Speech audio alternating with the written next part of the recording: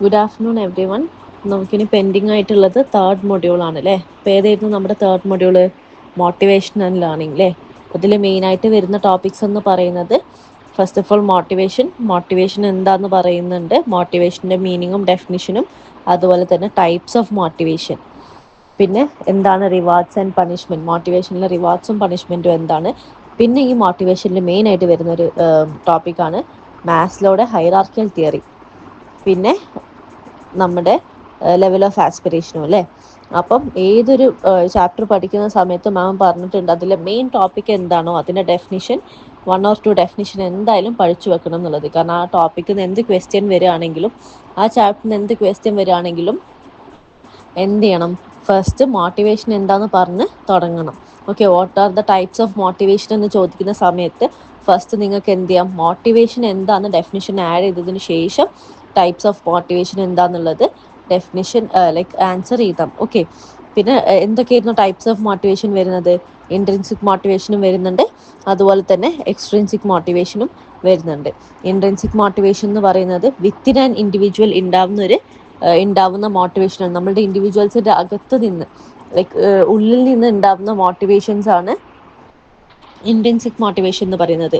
It means the value or quality that is existing within an individual.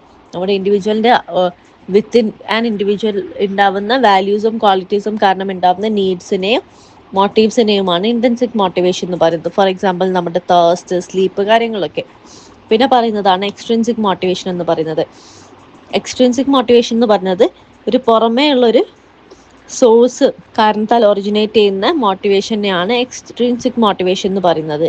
അതായത് desire to be appreciated by others, to be loved and respected by others ഒക്കെയാണ് extrinsic motivation എന്ന് പറയുന്നത്. പിന്നെ rewards and punishment, മോട്ടിവേഷനിൽ റിവാർഡ്സിൻ്റെയും പണിഷ്മെൻറ്റിൻ്റെയും role എന്താണെന്നുള്ളത് നമ്മൾ ഡിസ്കസ് ചെയ്തിട്ടുണ്ടായിരുന്നു. അപ്പം റിവാർഡ്സ് കൊടുക്കുന്ന സമയത്ത് ഉണ്ടാകുന്ന അഡ്വാൻറ്റേജസ്, എങ്ങനെയായിരിക്കണം നമ്മൾ റിവാർഡ്സ് കൊടുക്കുന്നത്, റിവാർഡ്സ് കൊടുക്കുന്ന സമയത്ത് ഉണ്ടാകുന്ന disadvantages, what all things we should take care of, നമ്മൾ എങ്ങനത്തെ റിവാർഡ്സ് ആയിരിക്കണം കൊടുക്കേണ്ടത് എന്നുള്ള കാര്യങ്ങളൊക്കെ എന്ത് ചെയ്യുന്നുണ്ട്, നമ്മളിതിൽ ഡിസ്കസ് ചെയ്തിട്ടുണ്ട്. Okay, next theory of motivation, hierarchy theory അല്ലേ. അബ്രഹാം മാസ്ലോയുടെ ഹൈറാർക്കി തിയറി വെരി ഇമ്പോർട്ടൻ്റ് ആണ്, എന്തായാലും നോക്കി പോവണം. ഓക്കെ, ഇതിൽ വരുന്നത് ഏതൊക്കെയാണ്? ഫിസിയോളജിക്കൽ നീഡ് വരുന്നുണ്ട്, സേഫ്റ്റി ആൻഡ് സെക്യൂരിറ്റി നീഡ് വരുന്നുണ്ട്, ലവ് ആൻഡ് ബിലോങ്ങിങ്നെസ് നീഡ് വരുന്നുണ്ട്. ഫിസിയോളജിക്കൽ നീഡിൽ നമ്മുടെ ഹങ്കർ, തേഴ്സ്റ്റ്, സെക്സ് പോലുള്ള ഒരു ഹ്യൂമൻ്റെ ഇനീഷ്യൽ സ്റ്റേജിൽ ഉണ്ടാകുന്ന നീഡ്സ് ആണ്. പിന്നെ safety and security, love and belongingness, self esteem, achievement needs, aesthetic needs and self actualisation needs ആണ്. ഓക്കെ, ഒരാളുടെ ഫുള്ളി പൊട്ടൻഷ്യലിൽ എത്തുന്ന സമയത്താണ്, പേഴ്സണൽ ഗ്രോത്ത് ഒക്കെ പെർസ്യൂ ചെയ്തിട്ട് ഒരു ഫുൾ പൊട്ടൻഷ്യൽ എത്തുന്ന സമയത്ത് ഒരു ഇൻഡിവിജ്വലിന് ഉണ്ടാകുന്നതാണ് എന്ത്, സെൽഫ് ആക്ച്വലൈസേഷൻ എന്ന് പറയുന്നത്. വെരി ഇമ്പോർട്ടൻ്റ് ആണ്, ഹൈറാർക്കി നീഡ്സ് എന്തായാലും നോക്കി പോകണം. ഓക്കെ, പിന്നെ പറയുന്നതാണ് level of aspiration. Level of aspiration എന്താണ്? ഒരു ഇൻഡിവിജ്വൽ സ്വന്തത്തിന് വേണ്ടി തന്നെ സെറ്റ് ചെയ്യുന്ന ഗോളിനെയാണ് എന്ത് പറയുന്നത്, ലെവൽ ഓഫ് ആസ്പിറേഷൻ എന്ന് പറയുന്നത്. It is the goals and individual set for themself. നമുക്ക് വേണ്ടി തന്നെ നമ്മൾ ഗോൾസ് സെറ്റ് ചെയ്യുന്നതിനാണ്. ഓക്കെ, എനിക്ക് ഇത്ര ലെവൽ ആസ്പയർ ചെയ്യണം എൻ്റെ ലൈഫിൽ, എൻ്റെ കരിയറിൽ എനിക്ക് ഇവിടെ എത്തണം. നമ്മൾ ലെവൽ ആസ്പയർ, ഏത് ലെവലിൽ നമ്മൾ ആസ്പയർ ചെയ്യണം എന്ന് നമ്മൾ ഗോൾ സെറ്റ് ചെയ്യാണ്. നമ്മുടെ പേഴ്സണൽ ഡെവലപ്മെൻറ്റ് ആയിക്കോട്ടെ, ഫാമിലി ലൈഫിലായിക്കോട്ടെ, നമ്മുടെ റിലേഷൻഷിപ്പിലായിക്കോട്ടെ, കരിയറിലായിക്കോട്ടെ, സ്റ്റഡീസിലായിക്കോട്ടെ, നമ്മൾ കാണിക്കുന്ന ഒരു, നമ്മൾ ആസ്പയർ ചെയ്യാൻ വേണ്ടി നമ്മൾ സെറ്റ് ചെയ്യുന്ന ഒരു ലെവലിനെയാണ് ലെവൽ ഓഫ് ആസ്പിറേഷൻ എന്ന് പറയുന്നത്. ഓക്കെ, എന്തൊക്കെ ഫാക്ടേഴ്സാണ് ലെവൽ ഓഫ് ആസ്പിറേഷനെ ഇൻഫ്ലുവൻസ് ചെയ്യുക? നമ്മുടെ ഫാമിലി, ട്രെയിനിങ്, പെരിനാറ്റൽ ആംബിഷൻസ്, പിന്നെ ബാക്കിയുള്ളവരെ സിഗ്നിഫിക്കൻറ്റ് ഔട്ട്സൈഡേഴ്സിൻ്റെ എക്സ്പെക്റ്റേഷൻസ്, പിന്നെ അതുപോലെ തന്നെ സിബ്ലിങ്സിനേക്കാളും മാർക്ക് എനിക്ക് വാങ്ങണം, അല്ലെങ്കിൽ എൻ്റെ ഫ്രണ്ടിനേക്കാളും മാർക്ക് എനിക്ക് വാങ്ങണം എന്നുള്ള ഒരു ലെവൽ നമ്മൾ ആസ്പയർ ചെയ്യാൻ വേണ്ടി സെറ്റ് ചെയ്യാണ്. ഓക്കെ, അതുപോലെ തന്നെ കൾച്ചറൽ ട്രഡീഷൻ, നമ്മുടെ കൾച്ചറിൽ ഫോളോ ചെയ്തു വരുന്ന ട്രഡീഷൻ അനുസരിച്ച് നമ്മൾ സെറ്റ് ചെയ്യുന്ന ലെവൽസ്, അതുപോലെ തന്നെ പാസ്റ്റ് എക്സ്പീരിയൻസ് വെച്ച് നമ്മൾ, അതുപോലെ നമ്മുടെ ഇൻട്രസ്റ്റ് ആൻഡ് വാല്യൂസ് ഒക്കെ വെച്ച് നമ്മൾ സെറ്റ് ചെയ്യുന്ന ലെവൽസിനാണ് ലെവൽ ഓഫ് ആസ്പിറേഷൻ എന്ന് പറയുന്നത്. ഇത്രയും കാര്യങ്ങൾ എന്ത് ചെയ്യും, ലെവൽ ഓഫ് ആസ്പിറേഷനെ ഇൻഫ്ലുവൻസ് ചെയ്യും എന്നാണ് പറയുന്നത്. അപ്പം ഇത്രയുമാണ് എന്ത്, മോട്ടിവേഷനിൽ വരുന്നത്. ഇപ്പോൾ മോട്ടിവേഷനിൽ മെയിനായിട്ട് മീനിങ്ങും ഡെഫിനിഷനും പഠിക്കുക, അതുപോലെ തന്നെ types of motivation, intrinsic and extrinsic motivation എന്താണെന്നുള്ളത് നോക്കുക, വിത്ത് എക്സാമ്പിൾ പഠിച്ചു വെക്കുക. പിന്നെ ഏതൊരു ക്വസ്റ്റ്യൻ വരുന്ന സമയത്തും എന്ത് ചെയ്യുക, നിങ്ങളുടെ കയ്യിൽ നിന്ന് എടുത്ത് എഴുതാൻ, like it depends on the mark, എത്ര മാർക്കിനാണ് ആ ഒരു ക്വസ്റ്റ്യൻ ചോദിക്കുന്നതെന്ന് നോക്കാം. ഓക്കെ, അപ്പം അത് വെച്ചിട്ട് എന്ത് ചെയ്യുക, എഴുതാൻ ശ്രമിക്കുക. അല്ലാതെ നമ്മൾ പഠിച്ചത് നമ്മൾ ചിലപ്പോൾ ഒരുപാട് പഠിച്ചിട്ടുണ്ടാവും. അപ്പോൾ 2 മാർക്സിനൊക്കെയാണ് അല്ലെങ്കിൽ 3 മാർക്സിനാണ് ചോദിച്ചെങ്കിൽ ചിലപ്പോൾ അത്ര എഴുതേണ്ടി വരില്ല. ചിലപ്പോൾ നമ്മളെ ഡെഫിനിഷൻ കുറച്ചേ ഉണ്ടാവുള്ളൂ. പക്ഷെ ലോജിക്കലി തിങ്ക് ചെയ്ത് നമുക്ക് ഒരുപാട് എഴുതാൻ പറ്റുന്നത് നമ്മൾ ക്ലാസ് റൂമിൽ ഒരുപാട് ഡിസ്കസ് ചെയ്ത ടോപ്പിക്കും ആയിരിക്കാം. അപ്പം എന്ത് ചെയ്യുക, ആ മാർക്കിനനുസരിച്ച് എഴുതാൻ എപ്പോഴും ശ്രമിക്കുക. ഓക്കെ, പിന്നെ നമുക്ക് നോക്കാനുള്ളത് എന്താണ്, തിയറി ഓഫ് മോട്ടിവേഷൻ അല്ലേ. അബ്രഹാം മാസ്ലോയുടെ ഹൈറാർക്കി തിയറി മസ്റ്റ് ആയിട്ട് നോക്കേണ്ടതാണ്. ഒരു വിട്ടുവീഴ്ചയും ചെയ്യരുത്, എന്തായാലും നോക്കണം. ഓക്കെ, പിന്നെ വരുന്നതാണ് ലെവൽ ഓഫ് ആസ്പിറേഷൻ അല്ലേ. ഒരു ഇൻഡിവിജ്വലിന്റെ സ്വന്തത്തിന് വേണ്ടി തന്നെ സെറ്റ് ചെയ്യുന്ന ഒരു ഗോൾ സെറ്റ് ചെയ്യുന്നതിനെയാണ് ലെവൽ ഓഫ് ആസ്പിറേഷൻ എന്ന് പറയുന്നത്. ഓക്കെ ഓക്കെ, നെക്സ്റ്റ് ടോപ്പിക്കാണ് ലേണിംഗ്. ഈ മൊഡ്യൂളിൽ തന്നെ നെക്സ്റ്റ് സെക്കൻഡ് ടോപ്പിക് വരുന്നതാണ് ലേണിംഗ്. അപ്പം എന്താണ് learning? Learning is shown by a change in behaviour as a result of experience അല്ലേ. നമ്മളുടെ എക്സ്പീരിയൻസിൻ്റെ റിസൾട്ടായിട്ട് ഒരു ഇൻഡിവിജ്വൽ ബിഹേവിയറിൽ കാണിക്കുന്ന ചേഞ്ച് ആണ് എന്ത്, ലേണിംഗ് എന്ന് പറയുന്നത്. നമ്മൾ ക്ലാസ് റൂമിൽ നടക്കുന്ന ലേണിംഗ് മാത്രമാണോ യഥാർത്ഥത്തിൽ ലേണിംഗ്? അല്ല, നമ്മുടെ എക്സ്പീരിയൻസിൽ റിഫ്ലക്റ്റ് ചെയ്യുന്ന, എക്സ്പീരിയൻസ് കാരണത്താൽ നമ്മുടെ ബിഹേവിയറിൽ റിഫ്ലക്റ്റ് ചെയ്യുന്ന എന്തും, നമ്മുടെ പേഴ്സണൽ ഗ്രോത്തിൽ കാണിക്കുന്ന എന്തും എന്താണ്, ലേണിംഗ് ആണ് അല്ലേ. അപ്പം ലേണിങ്ങിൽ എന്തൊക്കെയാണ് വരുന്നത്? ബിഹേവിയറൽ ചേഞ്ച് വരുന്നുണ്ട്. എന്ത് കാരണത്താൽ? നമ്മുടെ എക്സ്പീരിയൻസ് കാരണത്താൽ, എക്സ്പീരിയൻസിൻ്റെ റിസൾട്ട് കാരണത്താൽ ബിഹേവിയറിൽ ചേഞ്ച് വരുന്നെന്നാണ് പറയുന്നത്.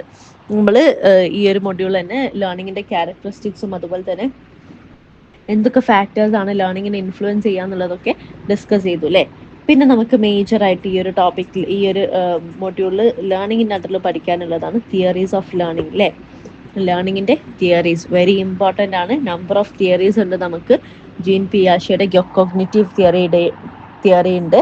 അതുപോലെ തന്നെ സ്കിന്നറുടെയും പാവ്ലോയുടെയും ബിഹേവിയറിസ്റ്റ് തിയറികളുണ്ട്.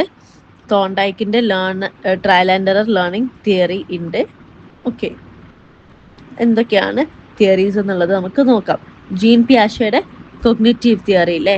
അപ്പം അതിൽ മെയിനായിട്ട് പറയുന്നത് കൊഗ്നിറ്റീവ് ഡെവലപ്മെൻറ്റ് സ്റ്റേജസ് ആണ് അല്ലേ. അതിൽ ഫസ്റ്റ് പറയുന്നതാണ് സെൻസറി മോട്ടോർ സ്റ്റേജ്, അതായത് 0 to 2 years ആണ് സെൻസറി മോട്ടോർ സ്റ്റേജ് വരുന്നത്. പിന്നെ വരുന്നത് പ്രീ ഓപ്പറേഷണൽ സ്റ്റേജ് ആണ് 2 to 7 years. Concrete operational stage 7 to 12 years. Formal operational stage 12 years and above അല്ലേ. അപ്പം ഇതിലൊക്കെ ക്വസ്റ്റ്യൻ വരികയാണെങ്കിൽ, നിങ്ങളുടെ വീട്ടിലൊക്കെ കുട്ടികളുണ്ടാവും അല്ലേ. അപ്പം നിങ്ങൾക്ക് ഓരോരുത്തർക്കും മനസ്സിലാവും ഈ ഒരു സെൻസറി മോട്ടോർ സ്റ്റേജിൽ എന്തൊക്കെ കോഗ്നിറ്റീവ് ഡെവലപ്മെൻറ്റ്സ് ആണ് ഒരു കുട്ടിക്ക് സംഭവിക്കുന്നത് എന്നുള്ളത്. സെൻസറി മോട്ടോർ പെർസെപ്ഷൻ സ്കിൽസ് ഒക്കെ ഡെവലപ്പ് ആവും. അതുപോലെ തന്നെ ചുറ്റുമുള്ള ഒബ്ജക്ട്സ് സ്വന്തം ബോഡിയിൽ നിന്ന് സെപ്പറേറ്റ് ആകുന്നുള്ളത് കുട്ടികൾക്ക് മനസ്സിലാവും. മോട്ടോർ ആക്ടിവിറ്റീസിൻ്റെ കോർഡിനേഷൻ, ഇങ്ങനത്തെ കാര്യങ്ങളൊക്കെയാണ് സെൻസറി മോട്ടോർ സ്റ്റേജിൽ വരുന്നത്. അപ്പം നമുക്ക് തന്നെ വീക്ഷിച്ചാൽ മനസ്സിലാവും, നമ്മുടെ ചുറ്റുമുള്ള കുട്ടികളെ വീക്ഷിച്ചാൽ മനസ്സിലാവും ഈ 0 to 2 years കുട്ടികൾക്ക് നടക്കുന്ന കോഗ്നിറ്റീവ് ഡെവലപ്മെൻറ്റ്സ് എന്തൊക്കെയാണ്. ഇപ്പോൾ പഠിക്കുന്ന സമയത്ത് എന്ത് ചെയ്യുക, അതും കൂടെ ഒന്ന് നോട്ട് ഡൗൺ ചെയ്യുക. എന്തൊക്കെ കോഗ്നിറ്റീവ് ഡെവലപ്മെൻറ്റ്സ് ആണ് ഈ ഓരോ സ്റ്റേജിലും നടക്കുന്നത് എന്നുള്ളത് നിങ്ങൾക്കറിയുന്ന പോയിന്റ്സും കൂടെ ആഡ് ചെയ്യുക. അതാവുന്ന സമയത്ത് നിങ്ങൾക്ക് എക്സാമിന് അത് എസ് എ ക്വസ്റ്റ്യനൊക്കെ ആയി ചോദിക്കുന്ന സമയത്ത് നിങ്ങൾക്ക് ഈസി ആയിട്ട് എന്ത് ചെയ്യാൻ പറ്റും, ആൻസർ ചെയ്യാൻ പറ്റും. അതുപോലെ തന്നെ പ്രീ ഓപ്പറേഷണൽ സ്റ്റേജിൽ 2 to 7 years എന്തൊക്കെ കോഗ്നിറ്റീവ് ഡെവലപ്മെൻറ്റ്സ് സംഭവിക്കുന്നുണ്ട്, കോൺക്രീറ്റ് ഓപ്പറേഷണൽ സ്റ്റേജിൽ എന്തൊക്കെ നടക്കുന്നുണ്ട്, അതായത് 7 to 11 years. പിന്നെ ഫോർമൽ ഓപ്പറേഷണൽ സ്റ്റേജിലും, അതായത് 11 years ആൻഡ് എബോ എന്തൊക്കെ ചേഞ്ചസ് ആണ് സംഭവിക്കുന്നത് എന്നുള്ളതൊക്കെ എന്ത് ചെയ്യുക, നിങ്ങൾക്ക് അറിയുന്ന കാര്യങ്ങളൂടെ ഒന്ന് നോട്ട് ഡൗൺ ചെയ്തിട്ട് എന്ത് ചെയ്യുക, പഠിക്കാൻ ശ്രമിക്കുക.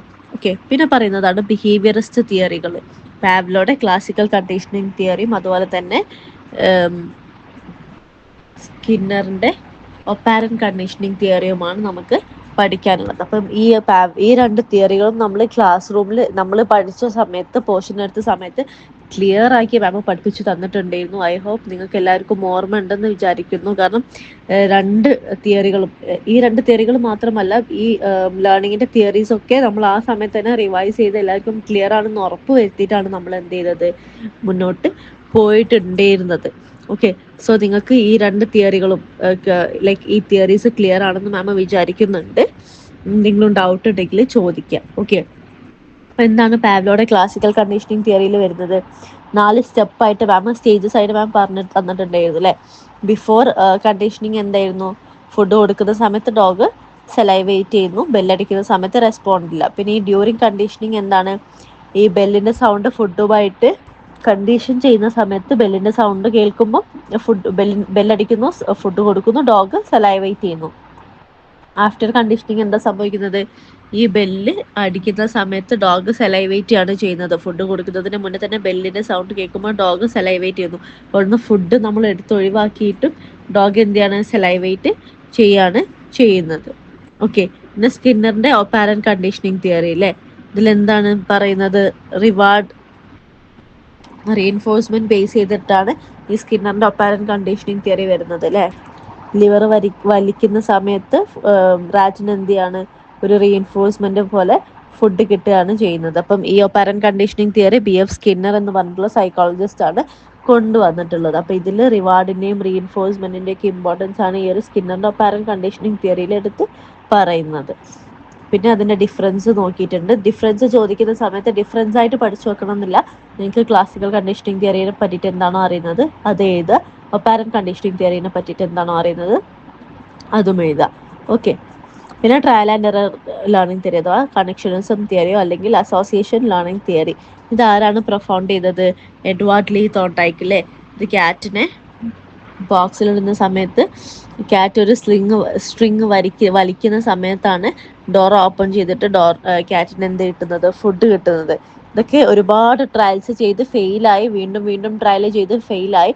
അങ്ങനെ പിന്നെ നെക്സ്റ്റ് ടൈം ചെയ്യുന്ന സമയത്ത് ഈ ട്രയലുകളുടെ എണ്ണം കുറഞ്ഞ് എറേഴ്സ് കട്ട് ഡൗൺ ചെയ്തിട്ടാണ് ഈ ഒരു തിയറി നമുക്ക് പറഞ്ഞു തരുന്നത്. ട്രയലുകൾ കൂടുന്ന സമയത്ത് എന്ത് ചെയ്യും, നമുക്ക് നമ്മൾ എന്ത് ചെയ്യും, എറേഴ്സ് എവിടെയൊക്കെയാണ് നമുക്ക് കറക്റ്റ് എറേഴ്സ് ഉള്ളത് നമ്മൾ മനസ്സിലാക്കിയിട്ട് നമ്മൾ പിന്നീട് ചെയ്യുന്ന സമയത്ത് നമ്മൾ ആ ട്രയലിന്റെ എണ്ണം കുറയ്ക്കും അല്ലേ. അപ്പോൾ ഇതിൽ മെയിനായിട്ട് 3 ടൈപ്സ് ഓഫ് ലേണിംഗ് തോണ്ടൈക്ക് മെൻഷൻ ചെയ്തിട്ടുണ്ട്. 3 ലോസ് പഠിക്കാനുണ്ട്, അതെന്തായാലും നോക്കണം. Law of readiness, law of experience and law of effect. Okay. അപ്പം ഈ ലോസ് വെച്ചിട്ട് ചിലപ്പോൾ നിങ്ങൾക്ക് മൾട്ടിപ്പിൾ ചോയ്സിൽ തന്നെ ക്വസ്റ്റ്യൻസ് ചോദിച്ചേക്കാം. ഡെഫിനിഷൻ കൊടുത്തിട്ട് ഇത് ഏത് ലോ ആണ് സൂചിപ്പിക്കുന്നത് എന്നൊക്കെ ചോദിച്ചേക്കാം. ഓക്കെ. ലോ ഓഫ് റെഡിനെസ് എന്താണ് പറയുന്നത്, ലേണിംഗ് എപ്പോഴും നമ്മൾക്ക് പ്രിപ്പയർഡ്നെസ് ആവശ്യമാണ്. എന്തൊരു കാര്യം പഠിക്കണമെങ്കിലും നമ്മൾ റെഡി ആയിരിക്കണം. ഒരു ഇൻഡിവിജ്വൽ റെഡി ആയിരിക്കണം എന്തൊരു കാര്യം പഠിക്കാൻ വേണ്ടിയിട്ടും. ഓക്കെ. പിന്നെ പറയുന്നതാണ് ലോ ഓഫ് എക്സ്പീരിയൻസ്. എന്താണ്, നമ്മൾ എക്സ്പീരിയൻസ് കൂടുന്ന സമയത്ത് നമ്മൾ ചെയ്യുന്ന കാര്യത്തിന് പെർഫെക്ഷൻ കൂടും അല്ലേ. ഒന്നുമില്ല, പ്രാക്ടീസ് മേക്സ് വൺ പെർഫെക്റ്റ് എന്ന് പറയുന്നത് പോലെ സ്റ്റിമുലസും റെസ്പോൺസും തമ്മിലുള്ള ബോണ്ട് സ്ട്രെങ്തൻ എപ്പോഴാണ്, അത് റിപ്പീറ്റ് ചെയ്ത് കൊണ്ടേ ഇരുന്നാലാണ് അല്ലേ. പിന്നെ പറയുന്നതാണ് ലോ ഓഫ് എഫക്റ്റ്. ഈ ലോ ഓഫ് എഫക്റ്റിൽ എന്താണ് പറയുന്നത്, നമുക്കിപ്പം നമ്മളൊരു കാര്യം, ഒരു സ്റ്റിമുലസിന് കിട്ടുന്ന റെസ്പോൺസ് പോസിറ്റീവാണ് അല്ലെങ്കിൽ ഹാപ്പി ആയിട്ടുള്ള റെസ്പോണ്ട് ആണ് കിട്ടുന്നതെങ്കിൽ നമ്മൾ അതിൻ്റെ സ്റ്റിമുലസ് റെസ്പോൺസ് ബോണ്ട് സ്ട്രെങ്തൻ ആവും. വേറെ ഈ കിട്ടുന്ന റെസ്പോൺസ് നമുക്ക് സാഡൻഡ് ആയിട്ടുള്ള അല്ലെങ്കിൽ നമ്മളെ ഹേർട്ട് ചെയ്യുന്ന രീതിയിലുള്ള റെസ്പോൺസ് ആണെങ്കിൽ ആ സ്റ്റിമുലസ് റെസ്പോൺസ് തമ്മിലുള്ള ബോണ്ട് വീക്കൻ ആവുകയും ചെയ്യും. ഓക്കെ. അപ്പോൾ ഇത്രയുമാണ് നമുക്ക് തിയറീസ് പഠിക്കാനുള്ളത്. പിന്നെ ഈ ലേണിംഗിൽ പഠിക്കാനുള്ള മറ്റ് 2 ഇമ്പോർട്ടൻറ്റ് ടോപ്പിക്സ് ആണ് കൺസ്ട്രക്റ്റിവിസവും അതുപോലെ തന്നെ ഹ്യൂമനിസ്റ്റിക് സൈക്കോളജിയും അല്ലേ. എന്താണ് കൺസ്ട്രക്റ്റിവിസം, നമ്മൾ ഇപ്പോൾ കറൻ്റ്ലി ഉള്ള സിലബസിൽ ഉപരി നമ്മൾ ക്ലാസ് റൂമിൽ നമ്മൾ സ്പൂൺ ഫീഡ് ചെയ്യുന്നതിലുപരി നമ്മൾ കുട്ടികൾക്ക് വേണ്ടിയിട്ട് അവരുടെ നീഡ്സ് അനുസരിച്ച് ബിൽഡ് ചെയ്യുന്ന ഒരു സ്റ്റഡിങ് കൺസെപ്റ്റാണ് എന്ത്, കൺസ്ട്രക്റ്റിവിസം എന്ന് പറയുന്നത്. ഇതെങ്ങനെയാണ് ഇതിൻ്റെ സിലബസ് നമ്മൾ കുട്ടികൾ എൻവയോൺമെൻറ്റുമായിട്ട് ഇൻട്രാക്ട് ചെയ്തിട്ടാണ് ഇതിൻ്റെ കൊഗ്നിറ്റീവ് സ്ട്രക്ചർ എന്ത് ചെയ്യുന്നത്, ബിൽഡ് ചെയ്യുന്നത്. ഇതിൻ്റെ ഇമ്പോർട്ടൻ്റ് ആസ്പെക്റ്റ് എന്ന് പറയുന്നത് ലേണർ തന്നെയാണ്. അവരുടെ നീഡും കാര്യങ്ങളൊക്കെ അനുസരിച്ചിട്ടാണ് നമ്മൾ എന്ത് ചെയ്യുന്നത്, ഈ ഒരു കൺസെപ്ഷൻ ഓഫ് ലേണിംഗ് അതായത് കൺസ്ട്രക്റ്റിവിസം നമ്മൾ ബിൽഡ് ചെയ്യുന്നത്. അപ്പോൾ ഇതിൽ 5 സ്റ്റേജസ് ഉണ്ടെന്നാണ് ജോൺ ഡ്യൂയി പറയുന്നത്. Perception of experience, communicating and sharing their experience with others, analysis, sharing their experience with generalising what is discerned, generalise and apply what is learn in different context. Different കണ്ടെക്സ്റ്റിൽ നമ്മൾ പഠിച്ചത് എന്ത് ചെയ്യാൻ കഴിയണം, നമുക്ക് apply ചെയ്യാൻ കഴിയണം. ഓക്കെ. പിന്നെ വരുന്നതാണ് ഹ്യൂമനിസ്റ്റിക് സൈക്കോളജി. എന്താണ് ഹ്യൂമനിസ്റ്റിക് സൈക്കോളജി? ഇതൊരു സെൽഫ് സെൻറ്റേർഡ് അപ്രോച്ച് ആണ് അല്ലേ. കാൾ റോജേഴ്സ് ആണ് ഹ്യൂമനിസ്റ്റിക് സൈക്കോളജി ഹെഡ് ചെയ്യുന്നത് അല്ലേ. ഇതിൽ പറയുന്നത് when a person searches for his own best direction he can determine the most suitable direction for him എന്നാണ്.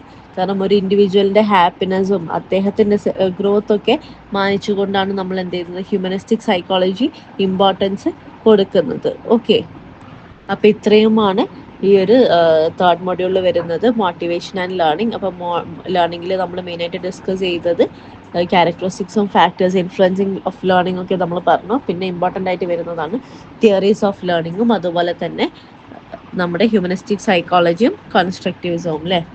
ഓക്കെ.